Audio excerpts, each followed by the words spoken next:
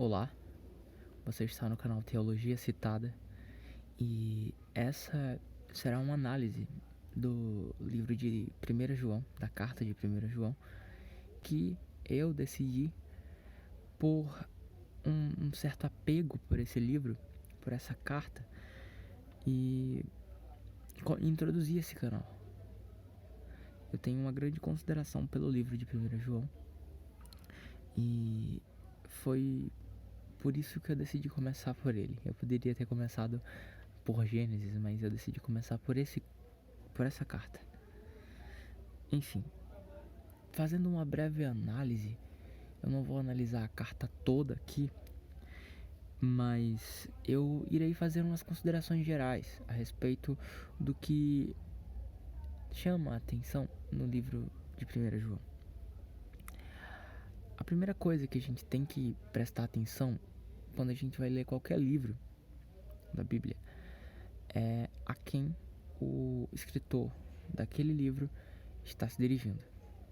O apóstolo João, quando ele escreveu essa carta, ele estava se dirigindo à região ali de Éfeso, a região na qual ele exercia o seu pastorado. E ele escreveu essa carta porque, de maneira geral, porque surgiram algumas crenças gnósticas a respeito da natureza humana e da natureza de Cristo, que contradiziam tudo aquilo que estava escrito na Bíblia daquele povo naquela época, que era o Antigo Testamento.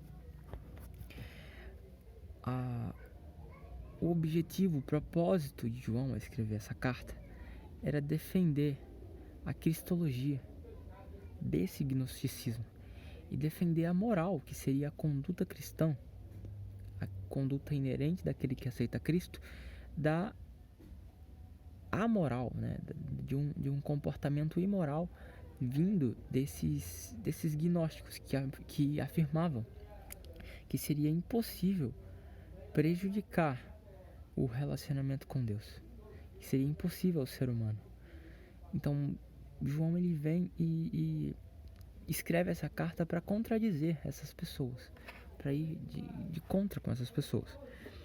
E com isso ele começa a falar para as suas ovelhas, as pessoas que estavam ali sob a sua responsabilidade pastoral, que elas soubessem, né?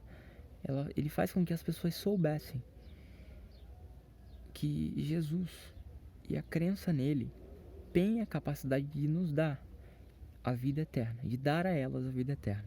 E é por isso que ele faz essa carta, porque os gnósticos que surgiram naquela época falavam que Cristo era só um ser humano que não era um ser humano divino, entende? Eles negavam a natureza divina de Cristo e com isso eles negavam tudo que estava escrito no Antigo Testamento. Por exemplo, quando Deus faz as suas promessas e as profecias que indicariam a vinda do Messias, isso tudo seria jogado no lixo pelo gnosticismo.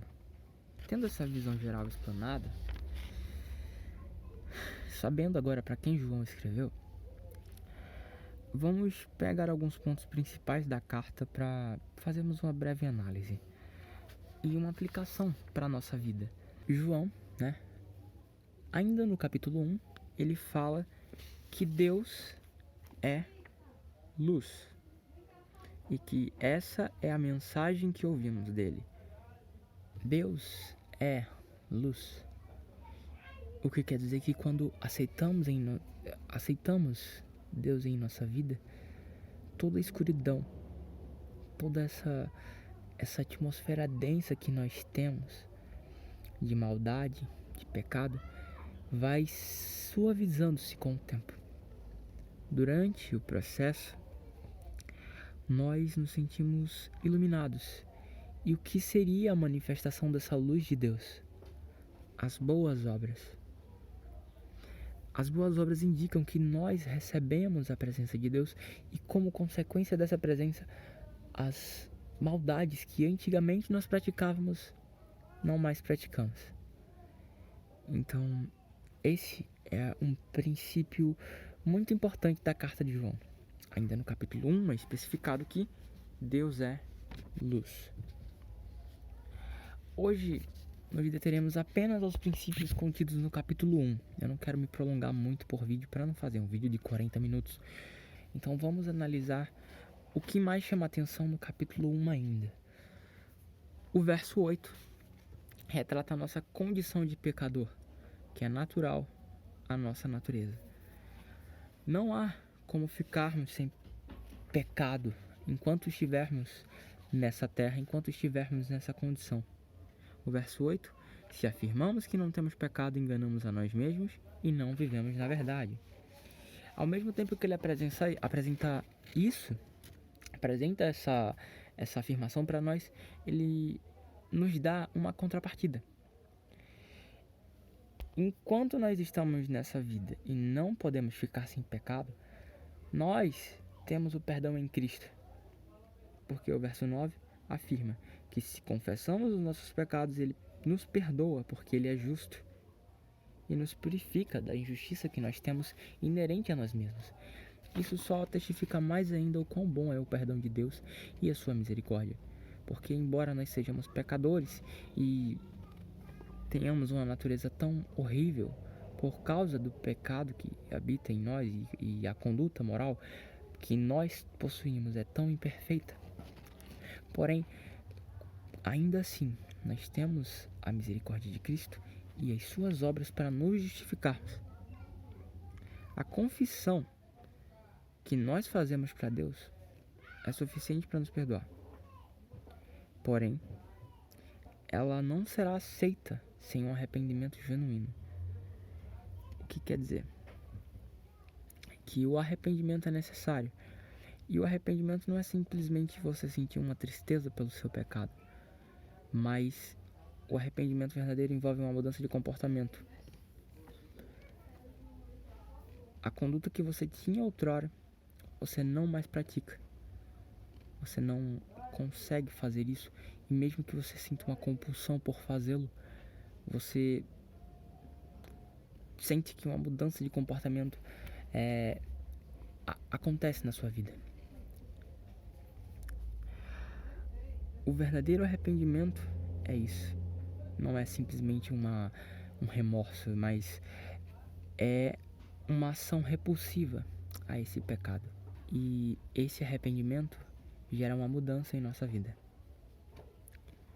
Cristo, Ele é o nosso advogado e Ele se apresenta diante do Pai com seu sangue. Porém, não devemos abusar da misericórdia de Cristo e fazermos dele, do seu perdão, um capacho que nós podemos pisar a qualquer momento. Até porque, se o fizermos, não estaremos verdadeiramente arrependidos. E se não estamos verdadeiramente arrependidos, como aceitaremos o perdão de Cristo e o seu sacrifício?